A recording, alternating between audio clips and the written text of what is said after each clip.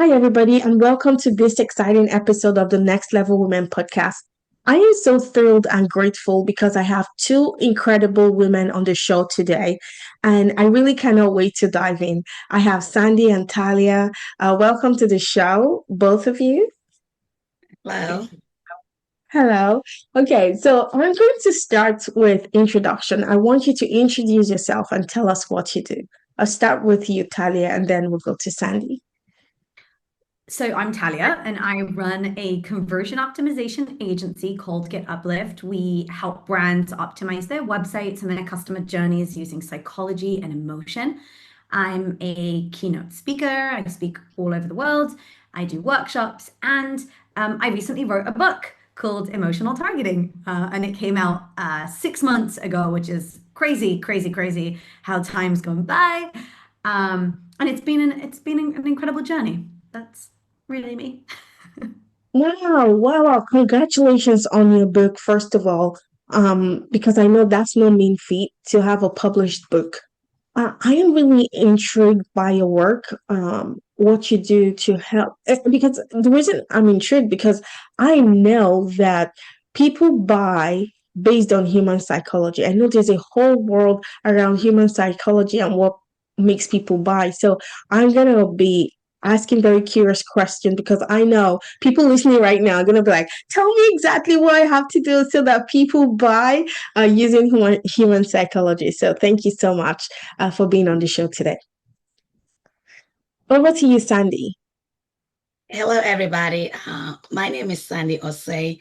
Actually, my background is a psychiatric nurse practitioner, but now I'm a licensed financial coach. So my work focus on helping families, especially women, right? We Mm. shoulder a lot. We have a lot on our shoulders. So my goal is to educate women so that they will get some financial clarity because you don't know what you don't know, right? But once you have clarity, you're able to make informed decision, protect their income, right? And also retirement and also ways to legally save on taxes. So and build a long-term financial security for their families. I love that so much. And this is a topic that is so close to my heart because I remember seeing like news headlines back in the day and they were like,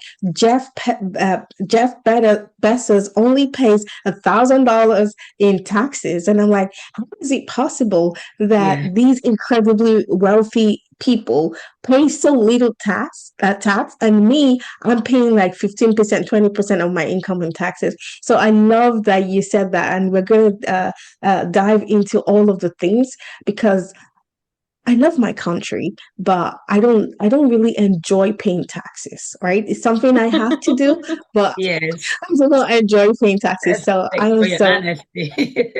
Absolutely. Yeah. So most women feel their way by just, being open up and speaking out openly. They're just like, oh, really? You don't want to pay taxes? But, there's ways that you can, legally reduce how much you pay on your taxes. yeah, Also, just having the yeah, go ahead. conversation about money. Mm, I feel like women don't talk about money enough. We mm, dance around the subject, but we don't really like say, okay, so how much you making? How much Hmm. tax are you paying? What are your secrets? And share. And I think men are more out there talking about, how much they're making and what they're Yes. doing. And it's in a different type of arena. But I think that when women share, they uplift each mm, other all the time. And there's not enough conversations about money, is there? No, mm. it's not. Yeah, people used to see money as a dirty word, like Hmm. almost like, oh, that's too dirty to talk about.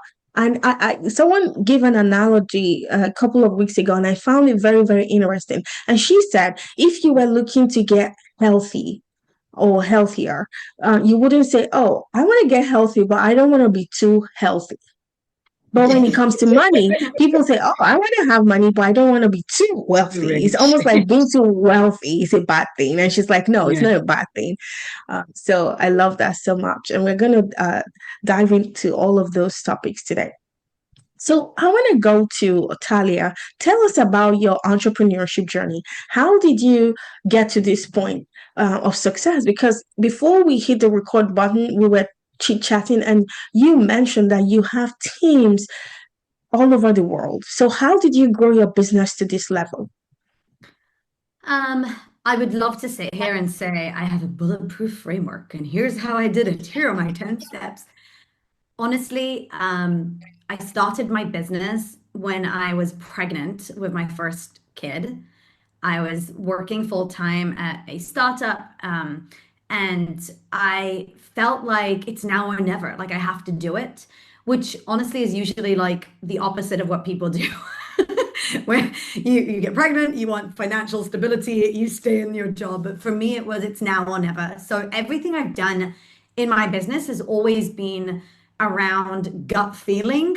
And it took me to a certain level, building the company, deciding who we're speaking to, doing the marketing, getting on stages, writing a book, hiring people from all over the world. It really has been a journey of what do I enjoy doing and who do I enjoy working with? Because for me, we spend so much time working, the most important thing is the people I surround myself. If I surround myself by incredible people, then my life is better, my job is better, everything's better. So it wasn't really a question of, oh, should I just hire in England, or should I hire all over the world? For me, I wanted to hire people everywhere. And we started getting clients from the US mostly. So most of the team is US based. And most of the decisions that I've made, whether if they are to do with, getting on stage for the first time, that was a big deal.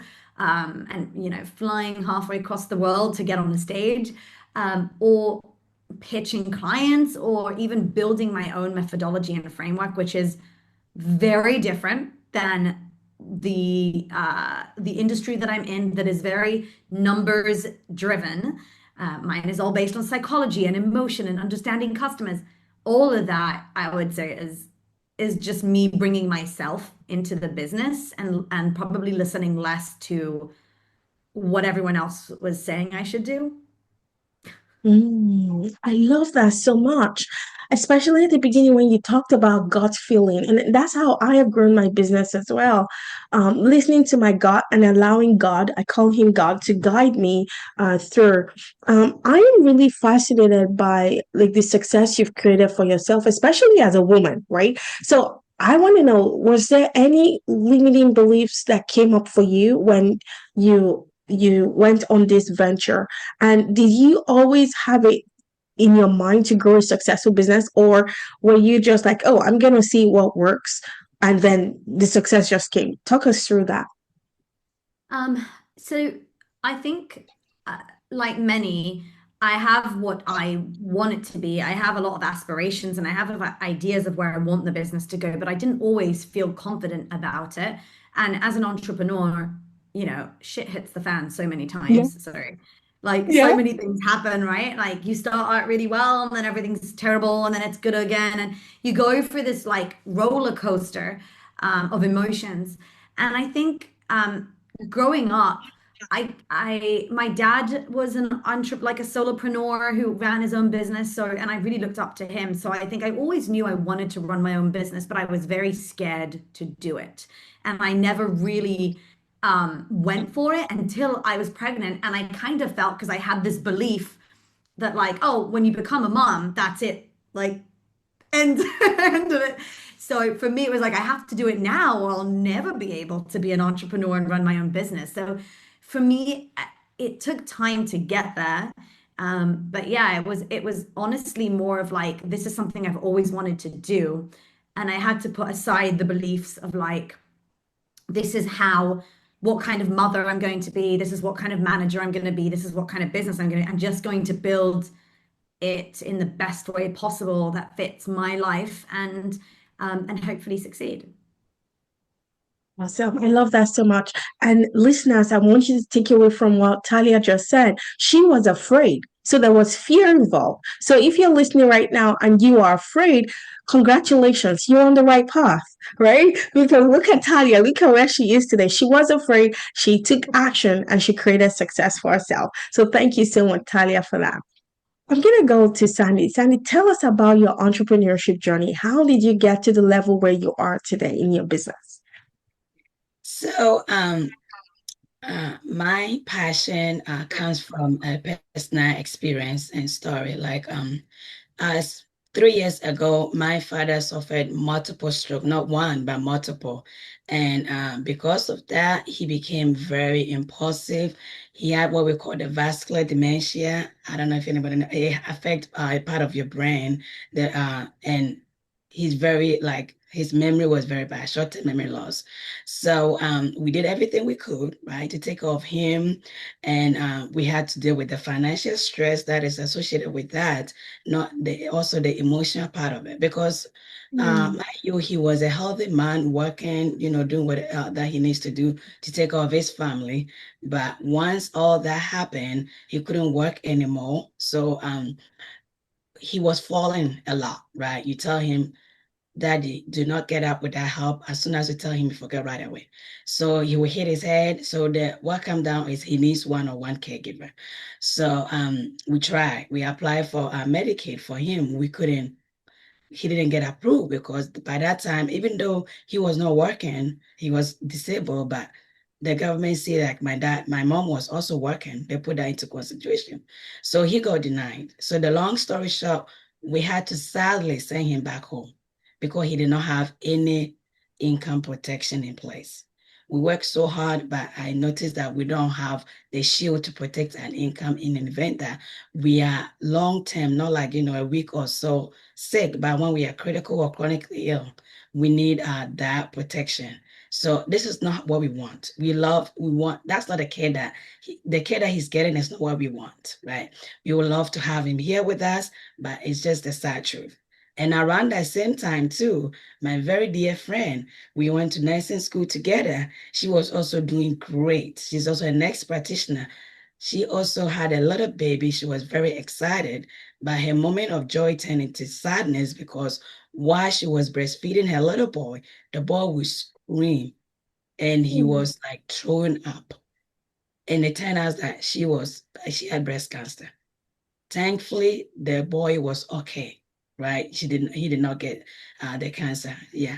So once she also got diagnosed with the breast cancer, she had to start treatment right away, chemo, diagnostic, whatever. She couldn't work for like, I think 3 years.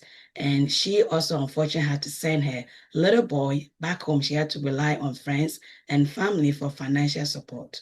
So this is what drives me to educate our community and everybody that we work so hard, like I said, to protect our income. We need to protect our income on an event that something like that happen, right? And also have so many strategies like we talk about how we can also save on taxes. So starting off, like you talk about the challenges, I had that imposter syndrome, right? Oh, my background is from Ghana. You open your mouth, you have, accent. Who is going to understand you? Who is even going to listen to you? I had that fear as well that I was always passionate to become an entrepreneur. Even back home when I was in Ghana, I was very passionate. But when I travel here, I noticed that if I want to start off something, I need to start somewhere. That's why I started with the healthcare. So now my passion is no family left behind, right? We need all to educate ourselves. That is so powerful. And what you just shared is exactly my story as well, about the imposter syndrome. So I also, I'm from Nigeria. We're cousins. So she's Guinean and Nigerian. I say we're cousins because our countries are just next to each other. And I used to be so afraid because I'm like, who's going to understand my accent? People are going to say, oh, I sound funny. No one is going to hire me as their coach. And so, yes, that's the imposter syndrome I faced too. And thank you so much for your work because I know that many people are listening right now. They have imposter syndrome. Maybe it's telling them, oh, you're too fat. That was one of the things my head was telling me as well. You're not pretty enough. No one is going to watch your videos. And all of those things are just our primitive brain, the limbic side of our brain trying to keep us safe because it sees rejection as a threat to our safety. So thank you so much for mentioning that. I want to go back to your story because that's an incredible story. What you had to go through and your family to send your father back to Ghana because you couldn't afford the cost of care. And in the news last week, there was a celebrity that died of cancer, sadly. But her story was so bad because even though she was very successful during her heydays, she had to rely on GoFundMe, public fundraising, to pay for cancer care in the US. And it truly breaks my heart because if someone was such a huge and successful celebrity, we would expect that they would have some kind of plan or income protection. But sadly, not everyone has access to that education about how to structure your finances so that sadly when health challenges come in the future, you are able to weather that storm. So, I want you to tell us about how you help families to protect their income. I also love that you mentioned taxes because I believe that the IRS intentionally created the tax code in the US. And those things in the tax code that helps us to save on taxes are publicly available. But because the tax code is so lengthy, not everyone has the time to study and understand those financial information. So not everyone is able to take advantage of all of the strategies to set up our finances for wealth creation and wealth building. So tell us how you help people to structure their finances so that they're prepared for the future. Yeah, so I said, like I initially said, we usually do a lot of education. That's when my imposter syndrome came because you have to be talking a lot to people, right? So what we do, I do a set up an appointment and meet up and educate, right? We look at your numbers. First of all, we look at what we can do to help you. Like I said, we have so many strategies to help you save on taxes. We usually our mindset is like, oh, this is what I'm required to pay. Like you said, the IRS had the tax code. Yeah, people think there's a different tax code for rich people. It just due to lack of financial literacy, right? That middle class, we have a different. So we want to break that myth, right? That rich people pay taxes and middle class, rich people don't pay taxes and middle class pay all the taxes. That's one of the myths that I break when I meet one-on-one that we there's ways that we can, all of us, like you said, it's available in the everywhere, right, on the website, that everybody can get access to it. And also I help them, like I talk about the income protection. I meet you and also educate you ways to strategy your finance. So on an event that you are sick, get like a portfolio. Not when we rely on our mindset is I hope I don't get sick, right? Hope is not a strategy, right? Yeah. Because when it comes to getting sick, it's not a matter of if, it's when. We all can get sick anytime, right? So instead of just relying on a regular savings and checking account, those barely cover even when we are 100%, right? It doesn't help us, right? And also some also rely on an employee like a short-term and long-term disability. That's like 60% of your base pay. That usually doesn't do anything. So when I educate and help you set up a portfolio that while you are living, right, and you are sick, you can access those funds to take care of your, because when people are sick, sometimes it's not just the illness that delay their treatment. It's financial stress is also part of it, right? So if you have a portfolio that you're able to access part of the fund to take care of your medical bills, healing usually is faster that way. And also a retirement, right? Instead of just relying on the 401k and other strategies, there's better retirement like an annuity that I also educate family about how annuity can also be a better retirement plan for middle class and women and everybody. So these are some of the, and also setting up accounts for kids, right? Like me, I didn't get, my parent did not set up any college fund for me because they didn't know. I don't want my Yeah. kids to go through the same thing. So what I do is also educate family about that. That the fact that our family did not know doesn't mean that we should keep on, the same trend, right? We can change. We can start where we are, right? We can change the past, but we can start where we are and change the future. Yeah, Sandy, I absolutely love what you're saying, and I've been having quite a few conversations about this with fellow entrepreneurs about how I'm a millennial, and our parents never spoke to us about money. You never sat down and had the actual conversation of what is a bank account? What is a checkings? What is savings? How do you put money aside? How do you actually save money? And it goes back to the conversation before about like shame, because money is something you don't really talk about. Mhm. And you know, I think it's so important to be talking to our children about money and how to earn it and how to save it, because a lot of us are dependent on our salary when you actually look at wealth, it doesn't come from a salary, it comes from knowing where to invest it, knowing what to do with the money. And sometimes you feel like you're small, you're not that big. So what could you do? How much could you even invest? When in Yes, fact, something so small can be life-changing if you just make a few small changes in the way you manage your monthly income.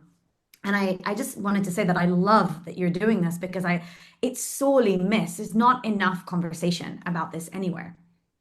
thank you. And also, piggyback on investment.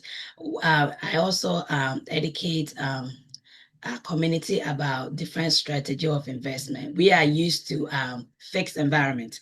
The fixed environment is where we get the checking and savings. We barely get any interest on those environments. And the variable is also tied up to stock market. Anything that happens to the market, right? Like there's war, the one I remember when the COVID-19 virus came in, it crashed our stock market. So we are also educating community about a different way of having an investment in an environment, right, that is protected. They get downside market protection. It's not tied up to the market, and you are not hoping and praying that you don't lose a huge chunk of your portfolio, whatever Yeah. happens, right, to the Yeah, economy. absolutely, especially because in the US, Hmm.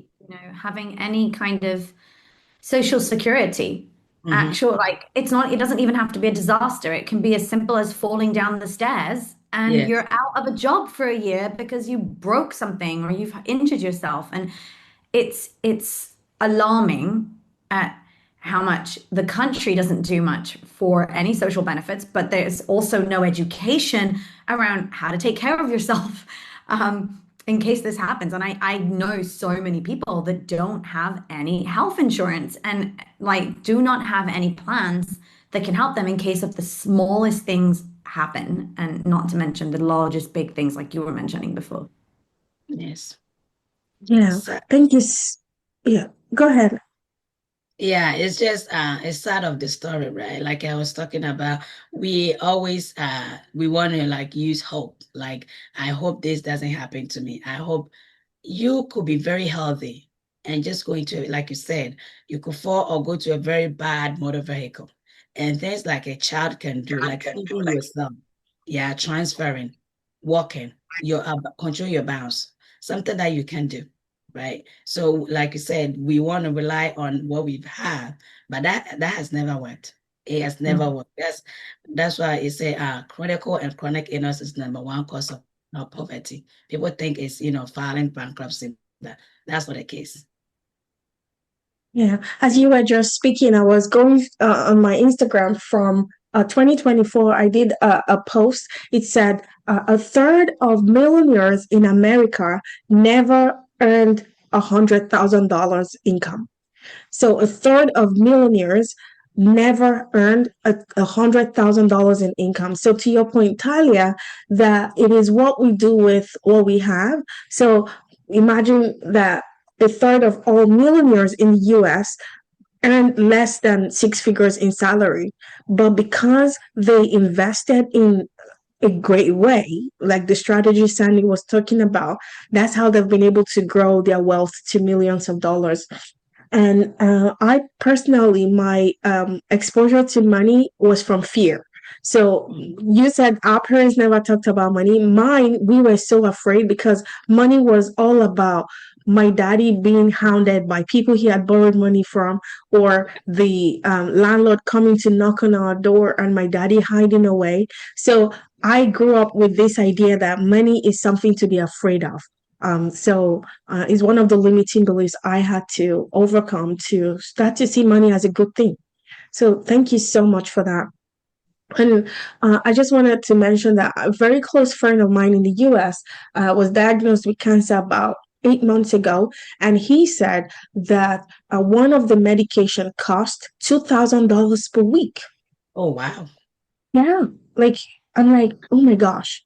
Imagine $2,000 per week just for one of the medication. And so I believe that this conversation is something that women should take seriously, so that we build a comfortable future for our children. Talia, I want to come back to you because your niche is something that fascinates me. Tell us, how do you help people sell more using human psychology? I know you said you work with people's website and you help them make more sales, but give us some insights that we can implement today to help grow our sales. So this all goes back to my job, as in companies hire us in order to help them get more sales or get more leads or get more demo requests, or depending on what their goal is. And oftentimes, when I speak to brands, their main focus has always been on, okay, I can see that something's wrong with my website. I can see that something's wrong with my emails. I'm not selling enough. I'm not getting the results that I want. And then you start kind of playing around with your website. You change a call to action button, you change a headline because you read somewhere on LinkedIn that that's what you should do, or you kind of remove form fields because you read a blog post about that, or you go to your competitors and they seem like they know what they're doing. So you start copying them. And there's all this stuff that we do that is very tactical, but it doesn't actually help. And that's kind of where my journey started. When I first started my agency, I just thought, okay, I'll try different things out and we'll see what happens. And it didn't really get the results that I needed for my clients. And what I understood is that if I want to increase conversions, I have to understand decision making, because when someone decides to buy from you, that's a conversion. And if I want to help brands optimize and drive more sales, I need to understand how their specific prospects and customers make buying decisions. And more importantly, I have to understand what's driving them to the website, why they're coming there. And if you ask really anyone, any brand, why people buy from them, mostly you'll hear, um, it's our pricing, it's our features, it's our technology. This is what I sell, this is what I do. And it's all about your solution. But what psychologists and neuroscientists have proved for hundreds of years now is that people don't buy products, they buy better versions of themselves. When you Mm, buy something, even if it's a consulting package, if it's a if it's insurance, or if it's a B2B, I don't know, email marketing software, whatever you're buying, it's in order to improve your self-belief about yourself, or what other people think about you. It's called self-image and social image. How I want to feel about myself after finding a solution. I want to feel more confident. I want to feel like a better mom. I want to feel like I'm smarter with my financial decisions. I want to know that I am bringing much value to the company. Or social image, how I want other people. I want other people to think about me, that I am the go-to person, that I am smart, that I am the right person to get that promotion that was promised to me. So there's a lot of emotions involved. And essentially, what I did is create a framework that helps my clients and my students, because I have a course that teaches this for entrepreneurs, how to identify why people buy from you, what kind of research you need to do, and how to look at your website with a different lens. So the first step is really doing real customer research. That means knowing who your customers are beyond their the role that they do, so the job that they have, or their age, or their gender, or their geographical location. Really knowing the biggest pains that they have, what wakes them up at night, how they feel about themselves, how they want to feel after finding a solution. So doing extensive research that is qualitative research. And then once you know more about your customers, then you can look at your website and you can start asking yourself a set of questions that are around, Are you speaking about yourself or are you making it about the customer? Are you actually highlighting things they care about? Are you describing situations and challenges that they've experienced themselves? Or are you promising something they want? Or is it just generic stuff? Once you do that, it's so much easier to optimize.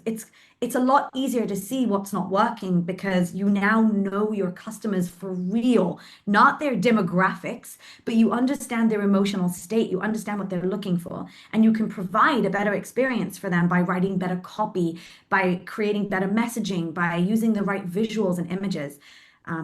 As an example, we work with a brilliant supplement website company that helps people with debilitating skin issues. That really, these are mostly women who have a really hard time even going to work because of their skin. Like it really affects their confidence and how they feel about themselves. And when we did the audit for them and we looked and we did real research, we understood that yes, they are mentioning general stuff about treatment and why their products are great for them, but they're not really hitting the nail on the head on how debilitating it is to wake up in the morning and be embarrassed about your skin and worry that people aren't listening to you, but they're looking at your skin and worrying that you're not going to be able to progress and all sorts of imposter syndrome that comes out from that.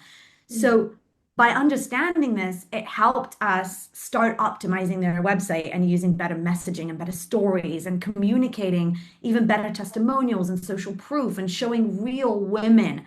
So it's all about understanding your customers and then optimizing based on that. Yeah, so it's quite a long explanation, and we can get into the actual details of how to do it, but that's just kind of the spiel about what this is and why I care about it so much. I love that so much, and I love your passion for your niche. Tell us about the course. You said you have a course for entrepreneurs, and how can people get a hold of the course? So it's actually my favorite thing. So obviously I have an agency and we have a big portfolio of wonderful clients and companies that we love working with. But those, our pricing and our offerings are geared towards companies that have marketing teams and are running tests and want to optimize. But I've always wanted to work with entrepreneurs and to work with solopreneurs like myself.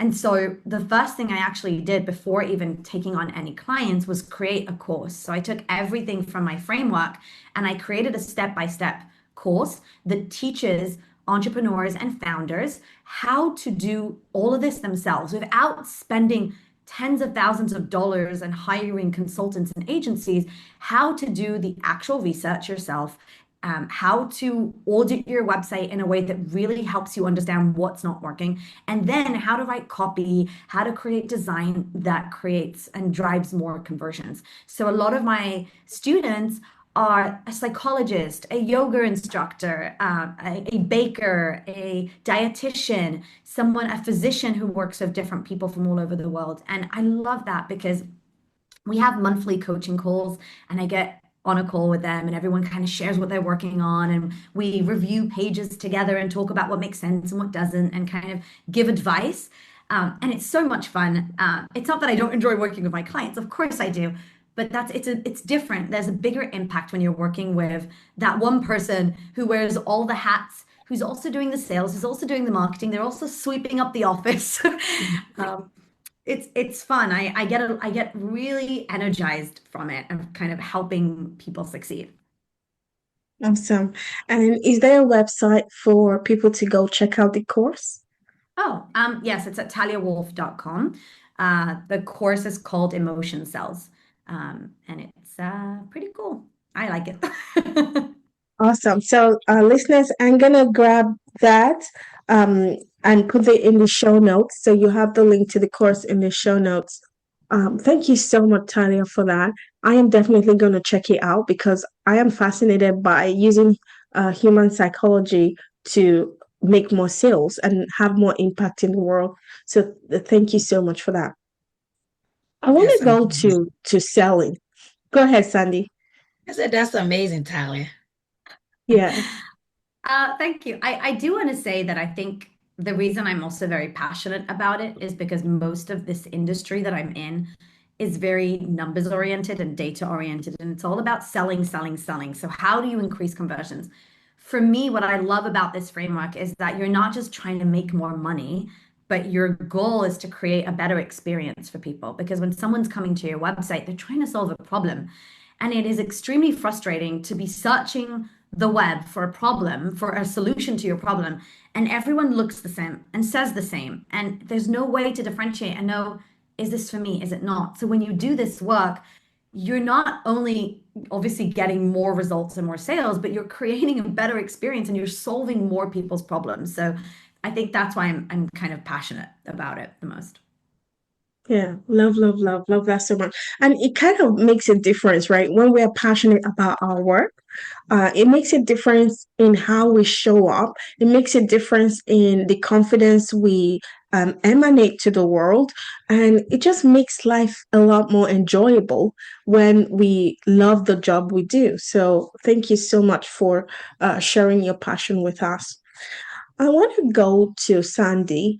Tell us about selling, marketing, and sales.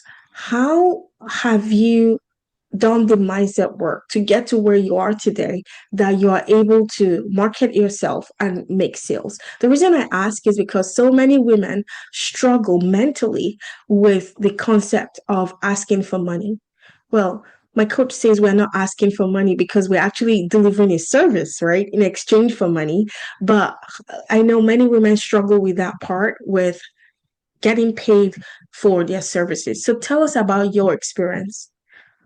Yeah, so I always speaking back to when the topic of money comes, most women are, like I said, we are very afraid.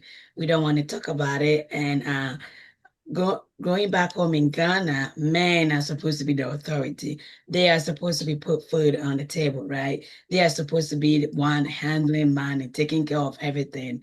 But the good news is, after traveling here to United States, I was able to get that mindset shift that it doesn't always have to be that way. It all starts with our mindset, right? So that way, as an entrepreneur, we'll be able to handle sales and not feel guilty or talking about money, right? So when it comes to my sales, like I said, I always start with education. I want to give value to my community, right? How am I going to sell to anybody who don't even understand what they're getting?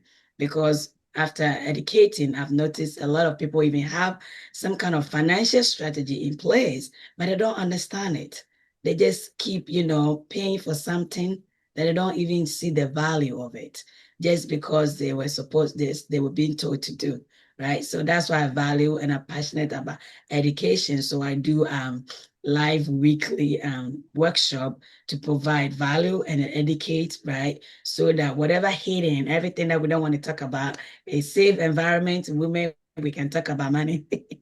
We can talk about money. It's okay. Okay. So I do that. And I also social media.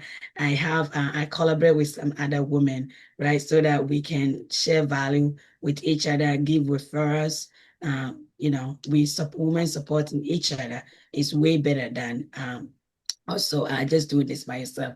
And I have a team of people that I'm working with in my journey here. So I'm not doing this myself. So everything that I'm doing out there, I want to make sure that it's, duplicatable, right? It's able to duplicate, and I'm able to teach others to also do what I'm doing as well.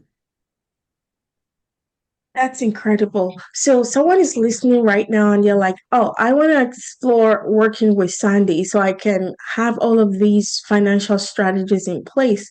What will be the next step for them? So what the next step is to book like a one-on-one consultation that we can put the link there so that we can like I said, I like to always reach my clients on a personal level, right? And also the good news is I also created what we call a retirement calculator, right? So we all want to retire at some point. Right. We put the age, I want to retire at 65. But whatever we're doing to get there, it's like we don't have a better strategy, right? And actually, when it comes to retirement, we don't need a number, right? If you have the money to retire, you can retire tomorrow and say, hey, I want to retire, right? So the retirement calculator, it helps you put in the numbers and shows what you have, right? Compared to also you calculate what you need to retire. So you take the difference between what you have and what you need, and it'll give you the gap, right? And once you have that gap, there's also goes to the final is to also book a consultation with me so that we can sit one-on-one and also talk. Awesome. Is this retirement calculator free? Yes, it is free. It's free to download and you can use it anytime. So it's free, share it around, give it to anybody. And I think young, old, everybody can use to this because the moment we know the clarity, that's when we can take the action, right? To be able to correct whatever gap there. Because like I talk to many women, it's like I started working since I'm 18, right? I should be able to retire. I should be able to travel and do what I need, gets freedom of time to spend with time with my family. But once we put the numbers, is that's when the scary it comes out like you are not ready, you are not even half close, and you see in their face that they are very scared, right?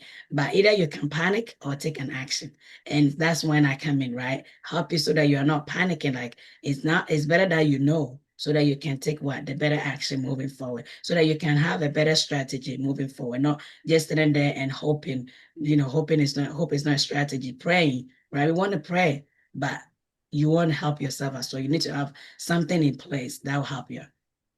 Yeah. Well, I already knew it was free because I've used it. And so I just wanted to stress that so listeners know they're gonna get this for free.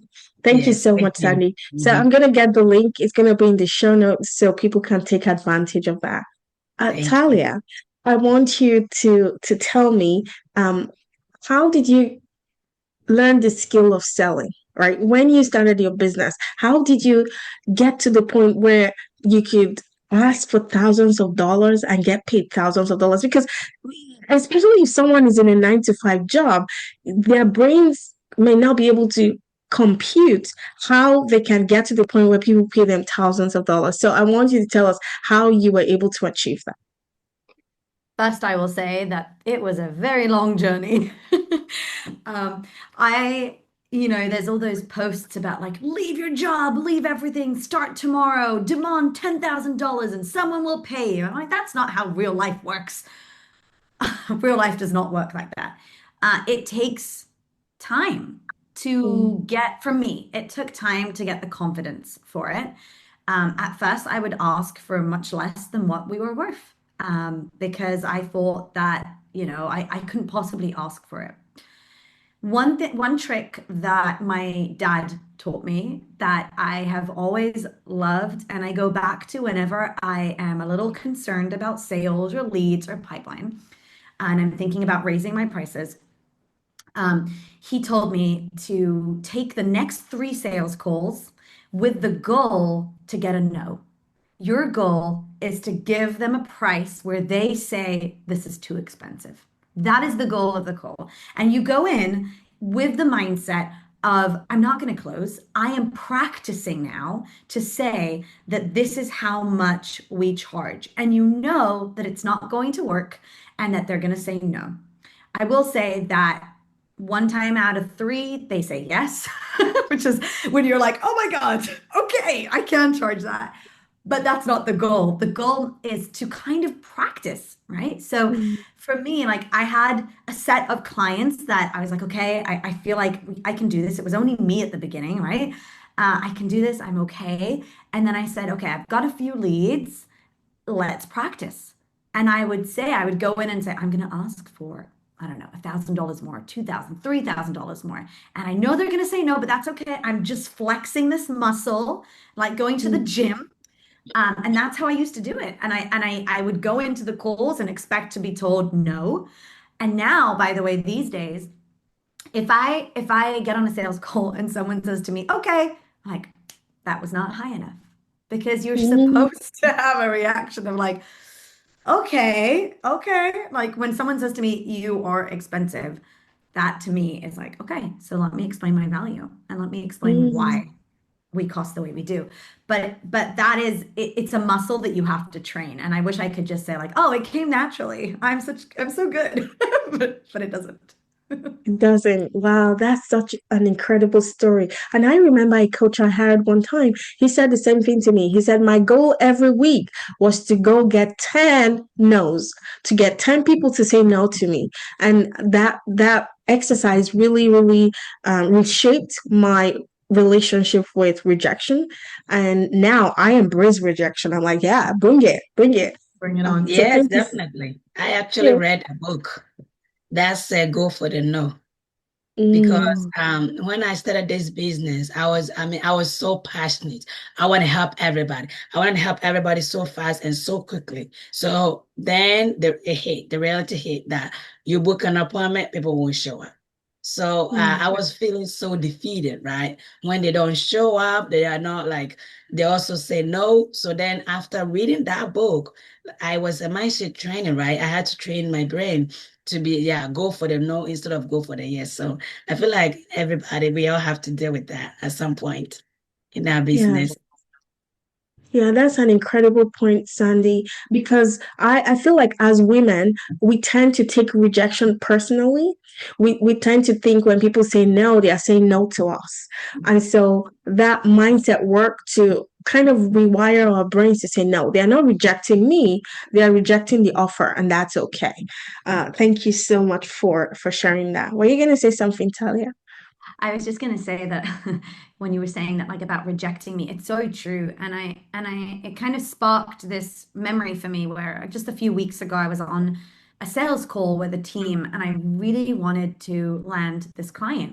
I really wanted it. But we had two or three calls with them and every time I got off the call, I felt like something was off. There wasn't a good match. There was someone on the team there that was very aggressive and wasn't kind. And you go in wanting the sale, you want to close it, but sometimes there's something about like also reading the room and understanding that like there is a price for everything. Like you don't actually want to say yes to everything. And also raising your prices and going into a sales call where someone might reject you or but you could also reject them. And I think when we're doing a sales call, we're very focused on like, okay, when do I get to the part where I talk about how much it costs and like they say yes or no and let's move on. But very similar to a job interview, when you're doing a sales call, it's important to notice the little things that are happening during the call to notice like, is this a good client? Even if they're Mm, willing to pay me, even if they're willing to pay me more, do I really want to work with them and how will that affect me? One of the biggest changes I did 2 years ago is we fired one of our biggest clients because someone on the team was verbally abusing our someone on my team. Like they were just so demanding, constantly blaming us for something that had nothing to do with us. And at some point, I just said, "This is not worth it. Like money is not worth it." mm, And I think it's important when we think about sales to it's not just a personal, it's not just, okay, someone's going to reject me. They're either going to hire me or they're not, but you're also interviewing them and you're mm, also checking to see if they're a good fit or not. And sometimes I feel like a lot of companies, years ago, I would do this. I would take on clients, even though I had a hunch it might not be a good fit because you just want to make, you want to mm. grow, but it's not always the best approach, if that makes sense. It Yes. does make sense. It does make sense. That's such a master class. And like, thank you so much for saying that. And I know I'm gonna rewatch this episode over and over because you guys are dropping such incredible gems on the show. So thank you so much for that. So as we wrap up, I want to ask Talia, how do you get people on a call in the first place? What kind of marketing strategy do you implement to even get people saying, "Oh, I want to find out more. I want to come on a consultation with you." So for us, our marketing is really built from many different things. One is I do a lot of speaking engagements and I'm on stage quite a lot. Last year, I obviously published a book, and that was a big part of the marketing. So it wasn't in order to make sales from the book, it was part of my marketing strategy. And as part of that, I also got on a lot of stages and was presenting the book and talking about the framework. And for me, a lot of my work is my podcast, my email marketing that I'm doing. The LinkedIn for us is very, very big, and YouTube. So there's a lot of different things. at play. And the reason I mention all this is something that I talk about a lot in my business too, and is that when I'm trying to increase conversions for our clients, I can't just look at the website for our client. Buying decisions of any kind, whether if they're trying to buy from me or from you, Sandy, or from, as we said, email marketing platform, the buying decision isn't made on the website.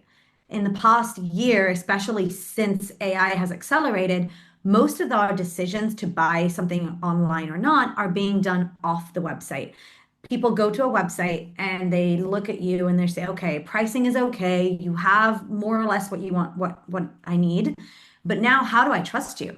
So they go to Mm. Reddit, they go to Facebook groups, they go into LinkedIn, they go into YouTube, and they watch videos of like teardowns or the real side of or real review of. So a lot of people, most of the people are going off of our website to make a decision about us. And I even had a call this week, which was phenomenal. I was speaking to someone and he said, well, I was on YouTube and I was watching a short of yours. And then I went to your website and I saw that you offered really interesting things. And then I went to your LinkedIn and I read a blog post that you wrote.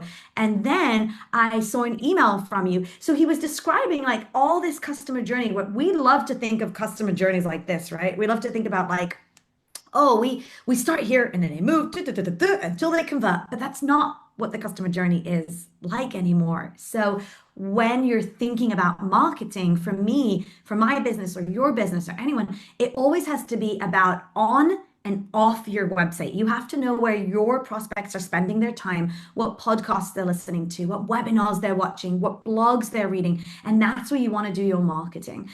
So specifically for us, it's YouTube, it's LinkedIn. We're doing a lot of podcasting, but for any business, it's very different. And there's so many tools out there. One of my favorite tools, by the way, that I highly recommend is SparkToro. SparkToro helps you identify where your audience is hanging out. So what websites they're on, what blogs they're reading, what podcasts, where they are in the world, how they Google, like how they search for stuff. Are they on Google AI? What social platforms they're on? It really helps you understand where you should be doing your marketing. So I know you were asking specifically about me, but I thought it would be a good idea to just mention that that is specific to me. It doesn't mean that it will be right for you, Joy, or for you, Sandy, or for anyone else. Everyone has to find where their audience is, and diversify all of your marketing in many ways. That is incredible, and thank you so much for saying that.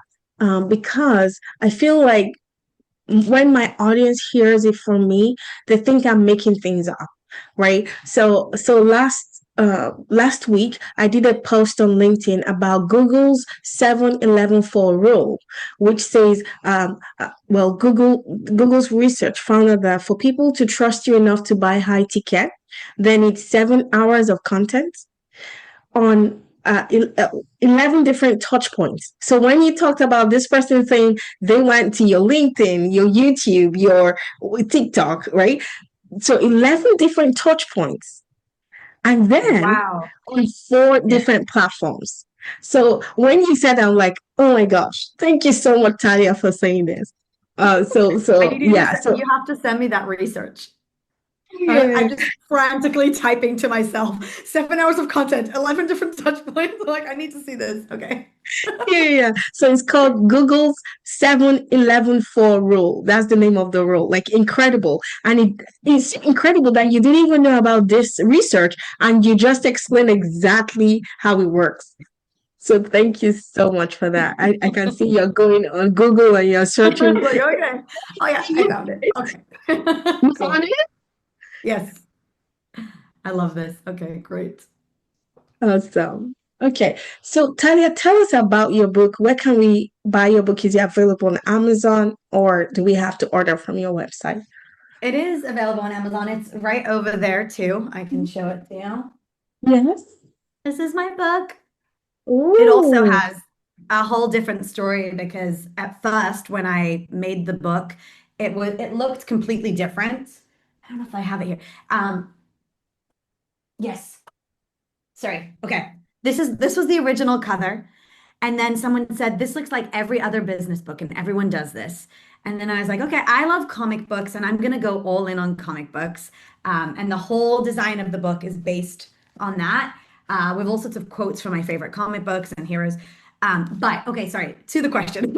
You can buy this on Amazon, yes, but you can also get the book plus all sorts of worksheets and templates and kind of actionable items on my website. So if you go to taliawolf.com/book, there's an option there to buy the bundle. It's only $29 and you basically get a bunch of stuff, including the book in PDF format or EPUB, and all 5 or 6 different worksheets and templates and slide decks and stuff to work with. So you can definitely get it there. Awesome. So I'm gonna get the link, listeners. It's gonna be in the show notes as well. Oh my gosh, this has been incredible. Thank you to both of you so much for your insights. I know, like I said, I'm gonna rewatch this episode over and over because it has really blessed me. Before we go, any last words? I'm gonna start with Sandy first and then Talia. Yeah, so like I said, like women, right? We are very strong. We are passionate. Whatever that we do, we give it 100%. We don't.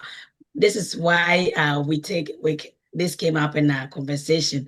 Rejection, it hit us very hard, Mm, right? Because whatever that we do, we never do halfway. So as women empowering each other, I'm very grateful to be part of this conversation.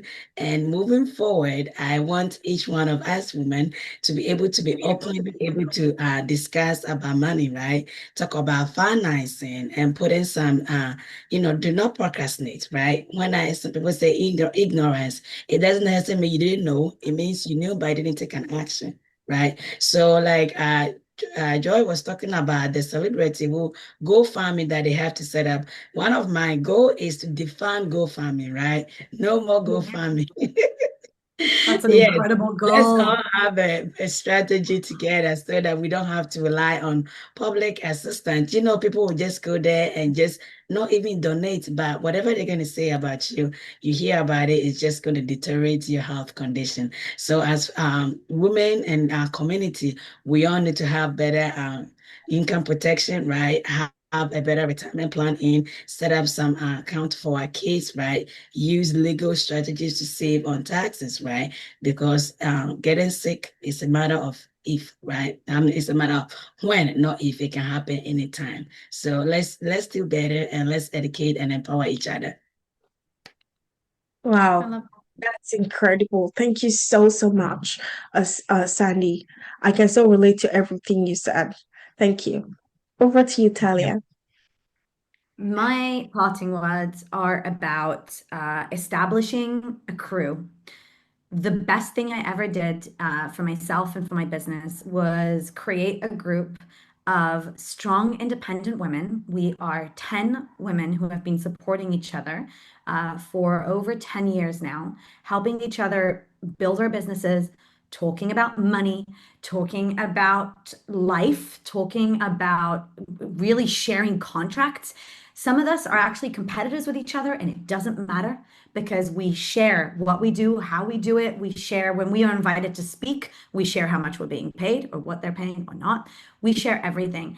And these women, we call ourselves the Shine Crew, have been with me through thick and thin. And I think that one of the most powerful things that you can do as an entrepreneur, as a woman, whether you work in house or you're starting your own business, is to surround yourself by strong women who can help each other and push each other.